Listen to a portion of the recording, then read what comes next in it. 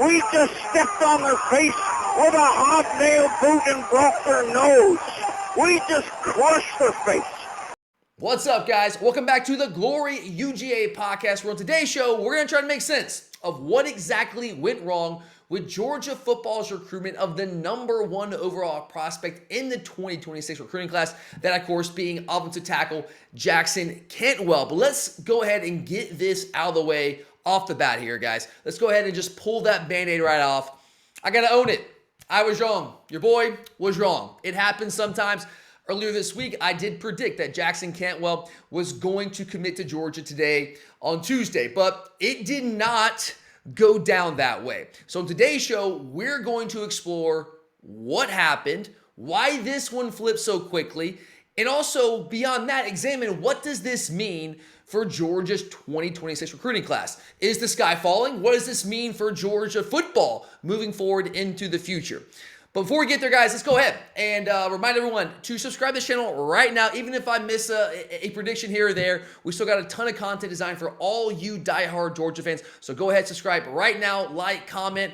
Let me know what you guys are thinking about the Cantwell recruitment, how this went down. What does it mean for Georgia? Maybe you agree, maybe you disagree. Love to hear your thoughts. And, of course, for full episodes of our podcast, make sure to check out the Glory UJ podcast on Apple, Spotify, wherever you get your pods. But, all right, let's dive in, guys. We got a lot to talk about. We got a lot of angles to look at this from. Very different vibes today than we did about a week ago with the Jared Curtis commitment. But Cantwell to the U, to Miami. And again, I'll own it, all right? If I want to get credit for the predictions I get right, like the Curtis prediction, you got to own it when you get it wrong. And I was wrong. And this is why I'm always loath to put out recruiting predictions. I'm very hesitant to put those out there into the world, because recruiting in the age of NIL, it's just a different animal, guys. It's just different. The rules that once upon applied, generally speaking, to recruiting pre-NIL, they just don't exist anymore. It is the wild, wild west right now. We're trying to rein that in with the House settlement pending and probably going to be in place here very, very soon. But right now, still not fully in place, still waiting for final approval there. But it used to be once upon a time, when I was a young lad coming up in the world of recruiting, that you could trust your best sources. That you could trust the top recruiting writers, like the predictions that these top recruiting writers are making, the Steve Wiltfongs, the Chad Simmons of the world, the Peter Nakos of the world, all these different guys that do this for a living on the recruiting side of things.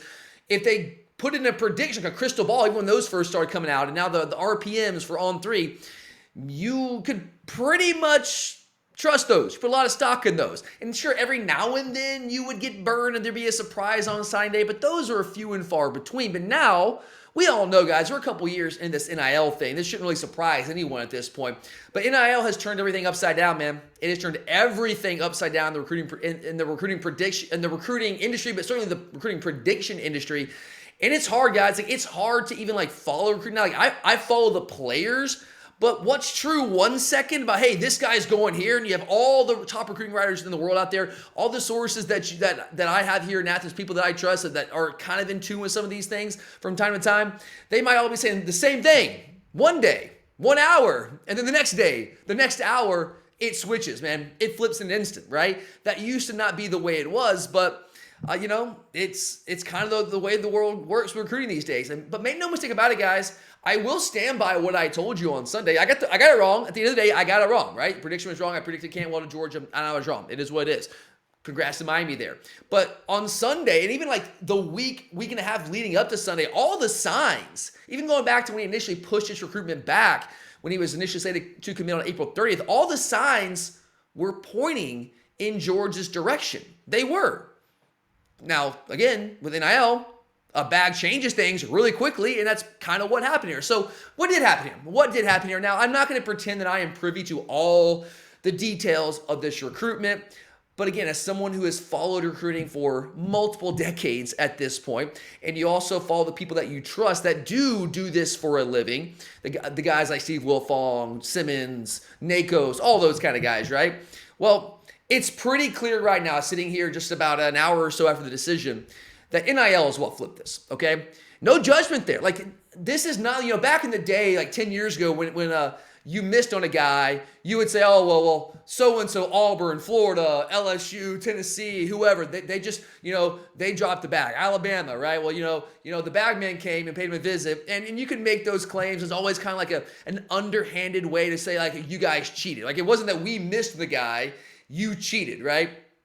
That's internal attribution, right? You want to take credit for when things go well. You want to put the blame on somebody else when things don't go well. That's human psychology. That's how the brain works, right? But it's not that way anymore. Like, you can say, well, Miami dropped the bag, which pretty clearly they did. I don't even think Miami would deny that. I don't even think Miami fans would deny that. But that's not judgment. That's just the reality. It's all fair. It's all fair. Like, it's all fair in love and war, man. Like, that's part of the deal now. It's legal. Like, no one's doing anything underhanded.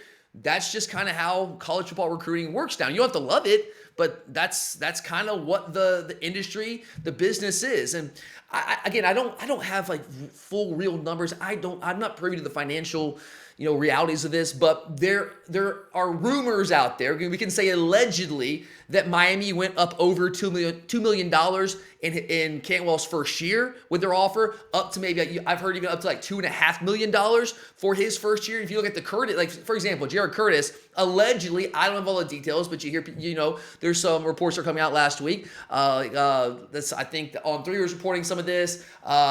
Brooks Austin, I think, was reporting some of this, that Georgia's first year deal with Curtis, the number one quarterback in the country, and for my opinion, for my money, the most important position on a team, was like $800,000 or $900,000 ish for the first year, up to a little over $1 million for the second year. And then if he wins the job and becomes the guy that we all think and hope he can become at quarterback for Georgia, then you reopen negotiations in year 3. So if we're talking $2.5 million, if those numbers are real, even if it's just $2 million, if those numbers are real, that's more than double what we allegedly, reportedly, or given in Curtis in year 1 as a quarterback, which is usually the premier position, right? Usually, especially when you see how I think it was 21 of the last 20 or 19 of the last 26 number 1 overall draft picks in this century have been quarterbacks.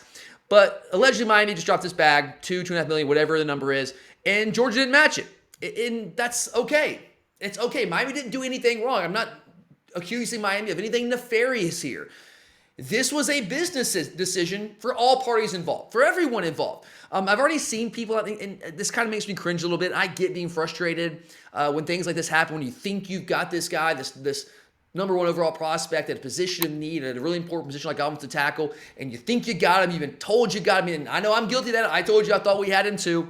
But then you have the rug pulled out from under you. Naturally, you want to, you want to lash out. You want to blame somebody. So you question the guy's integrity. I've already seen that. People questioning Cantwell's integrity. And I get it. Like, my wife already, she's very much on that line of thinking when it comes to these things. She's like, it's greed. You're getting, somebody's going to give you $1 million and you're going to turn that down for $2.5 million. Well, I get that, but it's also capitalism. He made a business decision. And my thing with like attacking guys' integrity for taking a bigger offer out of high school and like spurting your school in favor of bigger offers, like, why are we holding these high school players to a standard that we don't hold other people to in other lines of work? Like, do you even bat an eye if someone else in any other line of work takes an offer that's going to pay them potentially? And again, I don't know exactly how much Georgia was offering. I know that our offer was competitive until Miami just basically came with an offer that Cantwell couldn't refuse, allegedly. But do you hold anyone in any other line of business, do you hold them accountable? Do you have any ill feeling towards them if they take an offer that's twice as much as what the other company is offering them? You really don't. You don't bat an eye at that. You're just like, oh yeah, that's capitalism. That's how this thing's work. And make no mistake about it, guys. Like, you might not look at it this way. And once upon a time, we didn't look at college football this way. But nowadays, especially, kind of always was, but certainly now in the age of NIL, it is a line of work. These guys are working. This is their job. Like, I know it's not how you want to think about it. It's not your daddy's college football, but that's what college football is. It's a line of work for these guys. You don't have to like it, but that's kind of what it has become. And so it's very much a business decision for Jackson Cantwell. I don't think it reflects poorly on his character. I think he just, decided what was more important for me, right? And look, Cantwell, in his defense, like, you think number 1 prospect going to have an NFL future. Probably, right? Probably. But you never know what's going to happen. Injuries, like, crazy things happen. And if you can set yourself up and they're making you that big of an offer, it's tough to refuse that. I get that. So yeah, business decision there. It's also a business decision for Miami. All right? Miami hasn't won national title in a minute, guys. Like, I know they have a proud history. I understand that. But they've been throwing out money left and right, really since Mario Cristobal got there, before that, right? Because they want to get back to relevancy. They got back to relevancy last year until they kind of blew it late, but they are desperate. They are desperate. They have all this money down there. They're trying to get back into the mix of win national titles, get back in the college football playoffs. It's something they have never done in the history of the college football playoff. And guys, it's really hard for me to believe. It's still wild to say this out loud. Miami, since they came over to the ACC from the Big East all those years ago, has still never won the ACC. That's crazy to me. So yeah, like you remember with Georgia, it was a long time coming. Like if it was still, if we had still not won national titles since 1980, we'd probably be throwing around some big bucks like this, maybe more so than we are now. But what Miami did here, yes, they want to win. They're desperate to win. But by throwing this kind of money towards Jackson Cantwell, again, I don't know exactly what their NIL situation is. I know they have a lot of money down there, and they have a lot of big boosters, so that's a big part of this too. But money, it is a finite resource, right? It's not unlimited down there. Even in places like Miami and even Texas, even College Station, like there are limits somewhere.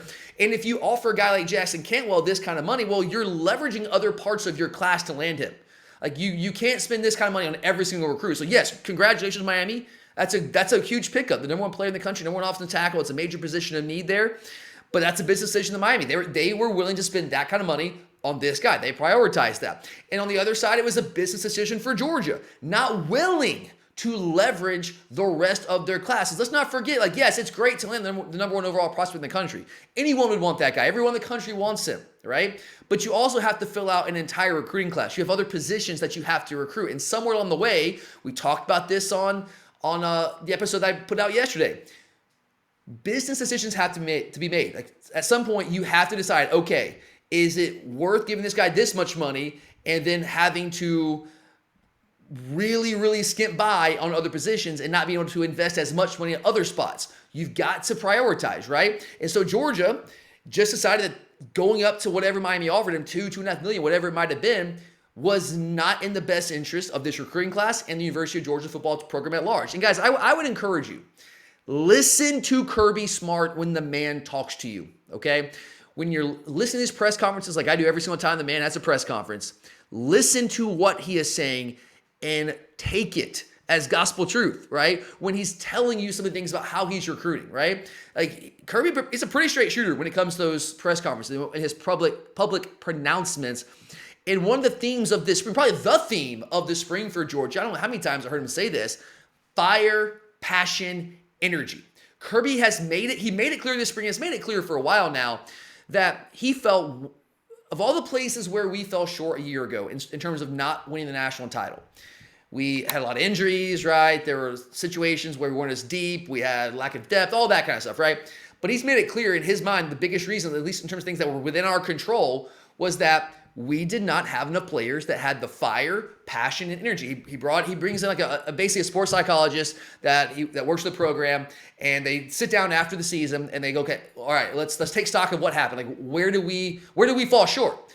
And the sports psychologist is like, you don't have enough of these guys. You don't have enough of these guys that are playing with fire, passion, energy. They're here for the wrong reasons. They're here for the money. They're not playing with fire. They're not playing with passion. They're not playing with energy. And so Kirby set about trying to rectify that this spring and was publicly talking about it over and over again this spring. So, he's also made it clear, like we're going to be competitive with NIL. Like we're going to play the NIL game. Everyone has to. You can't land anybody worth anything if you don't play the NIL game. But he's also made it clear that we are not going to overextend ourselves in those situations. We aren't going to prioritize players where the money, the NIL, is the biggest factor. It's a factor. It's somewhere on every player's list, but it's in different spots on different guys' lists, right? Different players have different priorities. And he's made it clear that we are now focusing on prioritizing guys that are going to bring fire, passion, and energy to this program. Guys that, sure, want to get paid, but also want to win. Guys that want to be developed. Guys that want to be the best they can. I'm not saying that Cantwell doesn't want to win. I'm not saying that he doesn't want to be developed. And I'm not saying he doesn't want to work. I'm not saying those things. I'm just saying it seems like right now that reading the tea leaves here, like you don't know for sure because I don't know the guy, but the tea leaves tend to suggest that maybe those factors weren't as high on Cantwell's list as the NIL offer was. So again, George has made it clear we're not going to overextend ourselves in those situations. And if you're not already used to that, guys, like I know it takes an adjustment for your mind, but if you're not used to that at this point, you better get used to it. The house settlement, when it does get finalized here in the coming months, probably, it's not going to stop it, right? What the house settlement's going to do, like, we're still going to be playing players, but now it's going to be the universities themselves, the athletic departments that are going to be paying players directly. You're not going to have the third-party NIL stuff. That's still going to be a part of it. It has to go through a clearinghouse. NCAA is going to clear it, make sure you're actually getting paid for real services and not just getting paid for play. So the house settlement's not going to rectify all this. It's like in terms of playing players and who's going to prioritize money over opportunity, all that kind of stuff. It's just going to make it all more transparent and like level the playing field a little bit. But that's why I think he ultimately ended up going to Miami again. No hard feelings with Miami. Like, they didn't do anything wrong. Like, they just prioritized him. Their business decision said this was good for business. Georgia said going that high is not what's best for business. And Cantwell said, hey, I want to make money. Let's go with this offer. And I will also say he's had a good relationship with Cristobal. Their offensive line coach has a lot of respect there. And Cristobal's an old offensive line coach himself, offensive lineman. So it's not like it's just money there for Cantwell, but you can't hide the fact that coming out of last weekend, that it was pretty clear that Georgia was the school to beat. And then about 24 hours later, all of a sudden Miami comes in, swoops in with the offer, and things change, right? But all right, let's move on here, guys. Enough of that. More important than the why, and I know everyone wants to know like why. That's the first question we have to address. But to me, more important than that is, what does this mean for Georgia in this 2026 recruiting class, and also like moving forward, like on the field? And I think there's a couple sides to this. Let's start with this, guys, because I don't want to bury my head in the sand here. All right, I want to be objective. I want to address this head on. This absolutely would have been a big addition to Georgia. All right, I'm not going to sit here and tell you. It's not going to be one of those things where it's like, oh, you know, I didn't want the guy anyway. He's actually not that good. He's overrated. No, Jackson Cantwell is really good, okay? His tape, he's really strong at the point of attack. He's an awesome athlete at tackle. I will say, like, there's limited reps of him, like an actual legit pass pro, but technically speaking, like, he's got good technique at this stage in his development. He doesn't overstride. He gets his feet under him, plays with good leverage, good balance, all those things. Has good ankle flexibility, all that stuff. He's a really good prospect, right? I would have loved to have added him to this class. I'm not going to play sour grapes here. This would have been a big addition. It hurts. It stings to not land a guy of this caliber, and there's no getting around that, especially when we all you diehards out there, I know you're out there, we all saw together Georgia's offensive line issues a year ago. It's almost borderline miraculous that we were able to win the SEC and get in the college football playoff with the issues that we have in the offensive line. Some of those are injury-based, certainly, but also we just weren't good enough. But to me, I've been saying it for the better part of 6, 7 months now, 8 months now, a long time, all through last season. Our issues on the offensive line, I don't think were throughout the entire offensive line. When we were healthy on the interior, I thought we were good, man. I think that Tate Ratledge is probably going to start for the Lions this year. He's got an open shot there. I think Dylan Fairchild has a really good shot to start for the Bengals this year. Jared Wilson, when healthy, was really good for Georgia. The interior was fine. Our issues last year on the edges, they were at offensive tackle. And that's the issue. What position on the offensive line does Jackson Cantwell play? Oh, yeah, that's right. The dude plays offensive tackle. And that hurts. That stings. There's no doubt about it. And what this is, guys, to me, it represents a further degradation of Georgia's offensive tackle recruiting in recent years. I want to trace this back. Just stay with me here, okay? I'm going to try to make this quick. But I just want to lay this out for you when I say the degradation of Georgia's offensive tackle recruiting. Here's what I mean by that. Let's go all the way back to the beginning of the Kirby Smart era. Right? 2016, he comes in, he pieces together the class that Mark Richt had been putting together, right? 2017 was Kirby Smart's first full recruiting class as Georgia's head coach. And who did we sign in that class at offensive tackle? Oh, yeah, Isaiah Wilson, the number 3 offensive tackle in the country. I still remember that day, guys. I remember being at work. I remember exactly what I was doing when we landed him. I remember exactly where I was. I was making copies, man. I was in the copy room making copies, and we landed Isaiah Wilson, and that was a huge get, man. That was a huge get for Kirby Smart, knowing how he wanted to play football at Georgia, kind of smash mouth style, certainly early on in his tenure. He landed that guy from New York, huge get. And on top of that, at the time, people weren't as excited about him, but he ended up being a better football player. Andrew Thomas was the number 10 offensive tackle in that class. So number 3, number 10 offensive tackles in the country in 2017. Fast forward a couple years to 2020. Broderick Jones, number 1 offensive tackle in the country. 2021, Amarius Mims, 5-star, number 3 offensive tackle in the country. 2022, Ernest Green was a top 50 overall recruit and number 3 as an interior offensive lineman. But guys, he was a guard, okay? He's really a guard. I've been saying this for years. Ernest Green's been playing tackle for us, but he's really a guard. And yeah, highly recruited guy, but he's been playing out of position basically since he got here. 2023, we get another 5-star, fringe 5-star, but a 5-star in Monroe Freeling, who was the number 5 offensive tackle in that class. So Freeling was good coming out of high school, needed to add some weight, needed to develop, but you could see the tools there. I still believe in Monroe Freeling. I think he still has the tools. You just got to get out there and prove it this year. I think we're in line for a big year for Monroe. But you see, we went from number 3, number 1, number 3, to number 5 by the time we get to 2023. And then since 2023, when we landed Monroe Freeling, we have not landed an offensive tackle inside the top 60 nationally. We have not landed a 5-star guy. In 2024, we landed Michael Uini and Nair Daniels, who were good prospects, but neither one's really top 100 guy. Right now, Michael Uini is playing guard for us. That's like that. Daniel Calhoun was opening the spring as our starting right guard. He goes down with an injury, and it's Michael Uini who's sliding in there getting most of the reps with the number 1 offensive line at guard. So right now he's not really playing tackle. Could he? Sure, I guess. That's kind of what he was recruited as, but right now that's not where he's playing. And then 2025, last year, we landed Juan Gaston, who might or might not be a tackle. He was recruited initially, like he was listed on the recruiting services as an interior offensive lineman. We recruited him as a tackle. That's where he got most of his work to open the spring this year and was doing some really positive things as a true freshman. But then when we had Daniel Calhoun go down, you have Uini slide into that number 1 spot at right guard. Then that opens up some room for Juan Gaston to also get some reps at the guard position. So he's kind of doing a little bit guard, a little bit tackle. I think he could play either one, but I do think long term we see him more as a tackle. But as good as he was, and he was a guy that did fly up the recruiting rankings as the cycle went on last year, but he ended up being number 62 overall, number 4 interior offensive lineman. There were some services, I think Rivals, I want to say, at the end of the day, had him as a 5-star guy, but that wasn't a unanimous thing. With the industry rankings, he was number 62 overall. But what that means, guys, okay, so that's kind of been the history of offensive line recruiting, offensive tackle recruiting under Kirby Smart. So we're still recruiting at a high level, certainly relative to the rest of the country. But that's now 2 years in a row that we have missed, 24 and 25, on elite offensive tackles, largely because of NIL, all right? Especially these past 2 years, 25 and 26. Like Juan Gaston, good player, absolutely. But we also wanted David Sanders, who was a 5-star guy, number 3 offensive tackle in the country. At times, he was like the number 1 offensive tackle. And he ends up going to Tennessee. We were heavily involved in that recruitment. We might have been training for a little while, but we were not going to play the NIL game with him the way that some other schools were willing to. So we missed on him, largely because of that. And now you miss on Jackson Cantwell, who was heavily training towards Georgia, primarily, in my estimation, based on what you're hearing with all the guys that do this for a living. Don't take my word for it. Look at Steve Wiltfong, all these guys out there that talk about these things professionally. Losing out Jackson Cantwell largely because of NIL.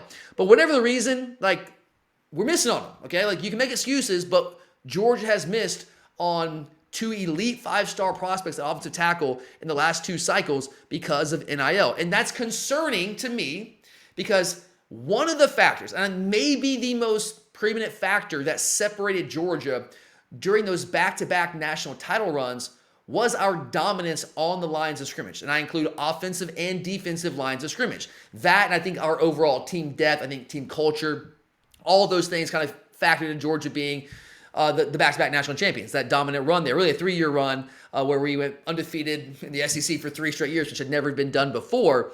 But we are not recruiting the lines of scrimmage the way that we once did, the way that we were prior to winning those 2021 and 2022 national championships. And NIL has affected both of those. Like just last cycle, Justice Terry was the guy, number two defensive tackle in the country. Sure, we land the number 1 offensive tackle in the country, Elijah Griffin. That's awesome. But it would have been great to have the number 1 and number 2 defensive tackles in the country, right? But the last second, Texas, who wasn't really even involved in Terry's recruitment until the very last minute, they offered him extraordinarily late in that cycle. Well, he ends up going to Texas because Texas offered him a bag. Again, Texas didn't do anything wrong like Miami. They did what was in the rules. But George, who had laid the groundwork with Terry for years and years and years and recruited this guy as harder than anyone out there. And he was once upon a time committed to Georgia, right? And it was trending that direction all throughout the cycle. Once he decommitted from USC, we got him back on campus a ton of times. But the last second, Texas, who wasn't even involved really, they end up landing him. So we lose a guy, a potentially dominant player on the interior of the defensive line because NIL, just like we're losing interior guys on the offensive line. But look, I will say, even though we're losing some of these 5-star guys, it's not as though Georgia is without talent. Georgia still has one of the most talented rosters in the country. And the thing about it is, guys, Like, sure, things like this have happened to us in a way they weren't happening to us prior to NIL, but this is not exclusive to Georgia. This is not a Georgia thing. This is happening to teams all over the country. Teams all over the country were recruiting guys for years and think they had these guys in the bag, only for some other school to come in late with the last second offer, and boom, now they flip to whoever, right? It happens to all schools. So yeah, Georgia doesn't have as much depth as we once did. We don't have as many elite guys on the lines of scrimmage as we once did. But you can say the same thing really just about anybody out there in the country. And I think if you look at last year specifically, we're not as strong as we used to be at offensive tackle. Last year, guys, we had two guards starting for us to open the season at offensive tackle. I made it clear, I think Ernest Green's a tackle. I think he's a guard. He was playing tackle for us. And he started the season at left tackle. If Ernest Green's a tackle, he certainly is not a left tackle. That dude's a right tackle if he's going to play tackle, right? I think he's really a guard. It's kind of what he was recruited as coming out of high school, but we put him at guard. And then you Xavier Truss, who played guard, played tackle for us. I think Truss is more of a guard. I don't think he had the footwork. I don't think that he had the bend to be able to effectively play tackle the way we needed him to against some of the best teams in the country. So I think we had guys that were really guards playing tackle for us last year. So that's tough. When you see that out there on the field last year, okay, we're going to rectify that. We're going to go out there and we're going to get the number one tackle in the country. We're not going to be in that situation again. And then this happens. So yeah, it absolutely does sting. But at the same time, let's also not overreact here. This is not a sky is falling scenario here. Georgia football is and always has been bigger than any one single recruit. This is how recruiting works, guys. You land some big 5 stars, you miss some big 5 stars. You're going to miss more than you're going to land, right? So missing Cantwell, it stings, certainly when you factor in some of the issues that we've had at offensive tackle and the way that our recruiting at that position has declined in recent years. It certainly hurts, but it's not a debilitating blow for Georgia. This does not preclude Georgia from winning future national championships. In no way, shape, or form is that the case. Juan Gaston, who I mentioned, coming in last year's class, was not a consensus 5-star guy. But I am really high on Juan Gaston. I love what this guy brings to the table. I think he's got the size, the length, the athleticism, the strength. And I'm telling you, coming in as an offensive lineman, early enrollee, that's a really tough position to come in and make an immediate impact and even open up eyes because you're going against grown men in the trenches. Physically, a lot of guys just aren't ready. They look ready in high school when you're going against 200-pound defensive linemen, but we're talking about SEC dudes, okay, 21, 22-year-old dudes, and you're an 18-year-old freshman. It's tough, and that's not even talking about the mental aspects of learning what to do and being technically ready to go out there and compete. But Juan Gaston was making people take notice this spring, guys. That guy was turning heads, and I think he's really positioned himself to earn real playing time this year. I don't think he's going to start, but I do think he's put himself in position to be in the rotation this year, whether that's at tackle or guard. I do think he's got a shot to play for us this year. I do think long-term that he can play tackle for us. I think that's where we want him to play this year, though. I mean, it might be guard, depending on the injury situation, but I do think he's going to work himself into the rotation in some way, shape, or form this year. So I'm very, very high on him. I'm also really high on what Jazar Jackson can be. So last summer, we landed this guy at the very last second, the 12th hour, right before fall camp started. I did an episode talking about how excited I was to land this guy. No, not because I thought he was going to contribute immediately. This is the guy, if you remember, that was he was playing in overtime elite basketball, semi-pro basketball. Hadn't played football in 4 years. Decided, you know what? I'm gonna go the football route. I'm gonna hang up my basketball shoes and I'm gonna pick up the cleats. I'm gonna go play football. Right? Well, it was gonna take some time. But physically speaking, this guy's tools are off the freaking charts. Okay, we're talking about a guy that's 6'10", but bends incredibly well. An insane athlete, a guy that is a legit basketball prospect, ridiculous athlete, physical tools off the chart, length, all that stuff. It was just going to take him some time to get up to speed and develop and be able to play that position. Last year, he wasn't ready to play, but I did hear a lot of good things throughout the season about in practice, scouting. This guy's really come along. He's come along faster than we thought he would be from people I trust around the program. And then you fast forward to the spring, and he's making moves, man. I don't project him right now to start for us this season at tackle, but he was getting reps with Monroe Freeling out for the spring with a shoulder injury. He was getting reps, consistent reps with the number one offense. And this is a guy that less than a year ago hadn't played football in 4 years. So if he has the physical tools and is developing at the rate that he is already, The sky's the limit for this guy. I think he'd be a first-round draft pick off the tackle. Absolutely can be down the road. Now, will he be? I don't know. We got to see it. But I love the tools. I love what I'm hearing about his development, how quickly it's developed here on campus. So I'm really high on what Jazar Jackson can be. And I think both those guys are probably our future offensive tackle. Like after this year, if Monroe Fielding moves on, we'll see. He could move on, or Ernest Green can move on. We'll see what happens there. But I think Juan Gasson and Jazar Jackson are the future for Georgia at offensive tackle in the next couple years. So it's not as though we just don't have talented players at that position. Bo Hughley, another really talented player at that position. So we're fine. We're fine. We have talent there. We just don't have as much talent as we once did at that position in a way that helped us win those back-to-back national titles. And here's the other part too, guys, all right? If we're looking for a silver lining, all right? With NIL, there's always a flip side, okay? Sure, we did not land one of our top prospects, one of our top targets, a guy that we thought that we had, a guy that you had big bucks set aside for. So even if we weren't going to go up to $2.5 million like Miami is willing to, clearly, we were still willing to put a competitive offer on the table. You don't get involved in the recruitment of a guy like Jackson Cantwell, the number one overall prospect in the country, if you aren't willing to dole out big bucks. So we had money, big money set aside for Jackson Cantwell. But when you miss on a guy like this that you had money set aside for, what does that mean? That money doesn't just disappear. All right, he doesn't get to take that money with him and run to Coral Gables. That's not how this works. What that does is it frees you up to spend that money elsewhere. So now I feel a lot better about our chances to land a guy like number one linebacker Tyler Atkinson, which I think is a freaking ridiculous athlete at that position. And if we land Atkinson, that would be 3 consecutive number one inside linebackers in the country that Georgia has landed. And I told you guys all along, I told you as recently as like the last episode earlier this week, that if we landed Cantwell, I don't know how I feel about getting Atkinson. I never really thought that we were going to be able to get Curtis, Cantwell, and Atkinson all in the same class. That's a lot of money. That's a lot of money to spend for 3 guys at the top of your class. Again, you have to make business decisions. If you're making business decisions, like linebacker is really important in our defense, but we have a lot of good linebackers there, and we kind of need some offensive tackle. So it made sense that Georgia kind of prioritized quarterback, which I think is the most important position, and offensive tackle, which is a position that we really need some help at.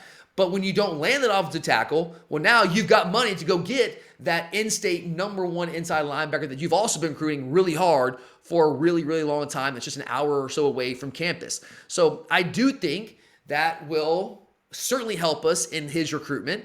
We'll see. You never know what's going to happen there. Ohio State certainly getting involved. They've been coming on strong there. There's a long way to go there, but that does, I think, improve our chances to land another 5-star in Tyler Atkinson, another top 10 prospect in this class. It also puts us in an even better position to land a couple other guys that I was talking about earlier in this week with tight ends Mark Bowman and Caden Prothro, 2 5-star prospects at the tight end position. That puts us in a better spot to land at least one, if not maybe even both of them. I kind of poo-pooed earlier in the week that we would land both of them, but now I got the extra money. Who's to say we can't? I know we have another tight end already on the commit list in Lincoln Keys. I get that, but if both those guys want to come to Georgia, if you got the money, how do you not bring him in? And Prothro is a guy I mentioned earlier in the week. I think it also potentially play receiver for you. Right now, he's basically like a jumbo receiver, just kind of projects more long-term as a tight end. But I think that puts us in a better spot for those guys. And it also enhances our chances at the running back spot to land a guy like Derek Cooper or Savion Hyder, one of those top 2 running backs in this 2026 recruiting class. Maybe we get involved in another elite offensive tackle recruitment because we have more money to throw around. So again, there's a flip side to missing on a guy like this. Maybe it actually ends up being, I know this sounds like, oh, I'm just trying to put a positive spin on things, but maybe instead of landing this one guy, now maybe you're able to go land a couple other guys that you wouldn't otherwise have been able to land, and now you have a more complete class, right? Than you would if you just had, Cantwell and Curtis at the top. Although that would have been a heck of a 1-2 punch at the top of your class. So again, it's not a sky is falling scenario here. Georgia's fine. And I know I said earlier in the week, the title of the episode was Georgia football recruiting is about to go nuclear. And a big part of that was landing Jackson Cantwell. Again, I'll own it. I missed on that. But it doesn't really take away from what I thought Georgia was going to do the rest of the summer. So part of that video was like, yes, okay, we landed Curtis. We're about to land Cantwell. But beyond that, we're also going to land all these other guys this summer. That was what the point of that episode was, right? Well, okay, we missed on Cantwell. That is what it is. But the rest of it still stands. In fact, I think missing on Cantwell enhances our opportunity to go out and land all those other 5-star prospects that I was mentioning as part of this nuclear explosion for Georgia recruiting over the course of the summer months. So I think we'll be fine there, guys. We'll be fine. I think we're going to get some good news on the 5-star front probably sooner rather than later as we get into the summer. But last thing here, guys. So if we miss on the number one offensive tackle in the country, Jackson Cantwell, where do we turn next? Because we got to get some tackles, right? Like we need some help there. I think there's a couple names here to watch for. The first name that comes to mind for me is a guy that we have been recruiting for a while. Like even with Cantwell, we were recruiting this guy, and that's Akine Agboko, whose brother, Nnamdi Agboko, is currently on campus. He's going into his second year at Georgia. I think he's going to be a major contributor for us at the nose guard position this year. He's the number 67 overall prospect in the country, number 6 offensive lineman or offensive tackle right now. I like what this guy brings to the table. He's really long. He's really athletic, 6'6", 285, has the frame. He can continue to get bigger and add some weight.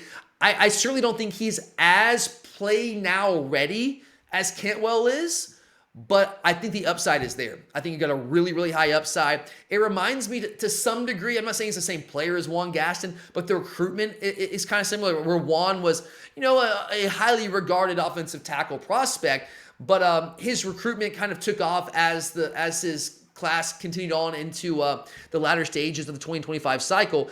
And you got to see him move up the recruiting rankings. And I think you're going to see the same with Agboko. He's consistently kind of moved up the rankings. I think with a strong senior season, with a strong all-star practice session, all that kind of stuff, this guy could potentially be in line for a massive jump towards the end of the cycle. And look, he's already very highly rated. You're talking about a top 75 guy nationally. Is he the number 1 offensive tackle? No, he's not. But a really highly rated guy in his own right. And also, I think a guy, again, with a really high upside, who I think we have a good shot with, considering his brother is already on campus and we have been recruiting him for a long time. He's a North Carolina kid.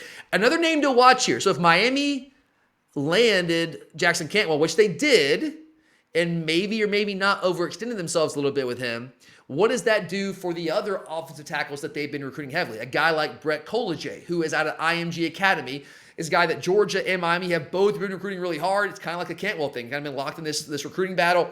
6'5", 300 pounds. He's ranked number 290 nationally, so not the same recruiting profile as a guy like Jackson Cantwell. And I don't think that he right now is the same caliber player as Cantwell. But like Agboko, I do think there's high upside here.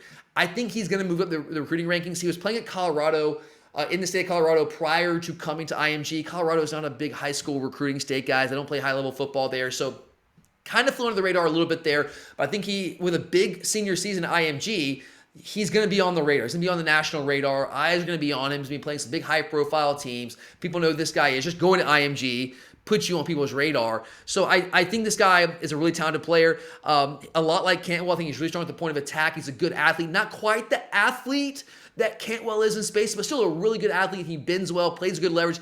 I think this guy can be a really good offensive lineman in the future. So now if Miami and Georgia are kind of locked in battle with him, Miami spends a lot of money on Cantwell. Does that mean Georgia might have an inside leg here, be able to spend a little bit more money and get Collegier away from Miami out of IMG? Just a thought there. But those are just a couple of names to look at. We're gonna find some more guys. Some guys will jump on the board here, but just want to give you guys a couple names there. But look, to wrap things up today, in the end, it hurts right now. Of course it does. It stinks. It's frustrating. There's no doubt about that. Can't get around it. But I've learned in recent years with this NIL stuff, I've adjusted. I've tried, right? I've learned to not judge these classes, until it's all said and done. And so I want to come back and let's revisit this class. Let's revisit this class in its totality when it's all put together in December or February, right? When all the dust settles, right? With all this money being freed up, I do think that we are going to get more 5-stars. Like, there are more 5-stars to come, guys. Like, again, I know I said Georgia recruiting is about to go nuclear, and we didn't land one of the centerpieces of that. I get that, but there are more 5-stars to come in this 2026 recruiting class for the Georgia Bulldogs. And again, missing on Cantwell, I think frees up some money there. So when all the dust settles, something tells me, and I don't know, maybe it's something called history, that Georgia is going to have a top 3 class yet again, because that's just kind of what Kirby Smart does, guys. So we'll come back. We'll keep covering recruiting all throughout the summer. A lot of big names still out there. We mentioned them earlier in the week, some on this show. So, yeah, I know. It hurts. It hurts right now, but Georgia recruiting is going to be just fine. Kirby Smart is always going to get the job done. But for now, guys, I'm out of here. Thank you so much for being here. If you haven't already, please go ahead and subscribe, like, comment, all those things. Love to hear from you guys. Love to hear your thoughts on how this thing went down. But I'm out of here. I'm Tyler, and as always, go Dogs. Man, is there going to be some property destroyed tonight. 26-21. Dogs on top.